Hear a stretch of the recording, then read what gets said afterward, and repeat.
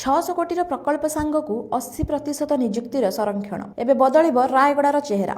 ଆସୁଛି ବିକାଶର ବଡ଼ ଜୁଆର। ନମସ୍କାର ଓଡ଼ିଶା। ଓଡ଼ିଶାର ଦକ୍ଷିଣ ପ୍ରାନ୍ତରେ ଥିବା ଆଦିବାସୀ ବହୁଳ ଜିଲ୍ଲା ରାୟଗଡ଼ା ପାଇଁ ଏକ ଐତିହାସିକ ଦିନ। ମୁଖ୍ୟମନ୍ତ୍ରୀ ମୋହନ ଚରଣ ମାଝୀ ରାୟଗଡ଼ା ଗସ୍ତ କରି ଜିଲ୍ଲାବାସୀଙ୍କ ପାଇଁ ଉପହାର ସ୍ୱରୂପ ବାଣ୍ଟିଛନ୍ତି ଶହ ଶହ କୋଟିର ବିକାଶମୂଳକ ପ୍ରକଳ୍ପ। ଖାଲି ସେତିକି ନୁହେଁ, ସ୍ଥାନୀୟ ଯୁବକ ଯୁବତୀଙ୍କ ପାଇଁ ଏକ ବଡ଼ ଘୋଷଣା ମଧ୍ୟ କରିଛନ୍ତି ମୁଖ୍ୟମନ୍ତ୍ରୀ ମୋହନ ମାଝୀ। ରାୟଗଡ଼ାରେ ଆୟୋଜିତ ସୁଭଦ୍ରା ଶକ୍ତି ମେଳାରେ ଯୋଗଦେଇ ମୁଖ୍ୟମନ୍ତ୍ରୀ ମୋଟ 109ଟି ପ୍ରକଳ୍ପର ଶୁଭାରମ୍ଭ କରିଛନ୍ତି, ଯାହାର ମୂଲ୍ୟ ପ୍ରାୟ 600 କୋଟି ଟଙ୍କା। ଏଥିମଧ୍ୟରୁ 238 କୋଟି ଟଙ୍କାର 22ଟି ପ୍ରକଳ୍ପରେ ଉଦ୍ଘାଟନ ହୋଇଥିବା ବେଳେ 366 କୋଟି ଟଙ୍କାର 87ଟି ନୂଆ ପ୍ରକଳ୍ପ ପାଇଁ ଶିଳାନ୍ୟାସ କରାଯାଇଛି। ସବୁଠାରୁ ବଡ଼ କଥା ହେଉଛି, ରାୟଗଡ଼ାର ପ୍ରତିଷ୍ଠା ହେବାକୁ ଥିବା ଶିଳ୍ପଗୁଡ଼ିକରେ 80% ନିଯୁକ୍ତି ସ୍ଥାନୀୟ ଯୁବକ ଯୁବତୀଙ୍କ ପାଇଁ ସଂରକ୍ଷିତ ରହିବ ବୋଲି ମୁଖ୍ୟମନ୍ତ୍ରୀ ସ୍ପଷ୍ଟ କରିଛନ୍ତି। ଏହାସହ ମା ମଝିଘରିଆଣୀ ମନ୍ଦିରରେ ସୌନ୍ଦର୍ଯ୍ୟକରଣ ପାଇଁ 37 କୋଟି ଟଙ୍କା ଏବଂ ଜିଲ୍ଲାର ପ୍ରତିଟି ବ୍ଲକରେ ଇଣ୍ଡୋର ଷ୍ଟାଡିୟମ ନିର୍ମାଣ ପାଇଁ ମଧ୍ୟ ଘୋଷଣା କରାଯାଇଛି। ଖୁବ୍ ଶୀଘ୍ର ରାୟଗଡ଼ାରେ ଏକ ମେଡିକାଲ କଲେଜ ସ୍ଥାପନ ନେଇ ମଧ୍ୟ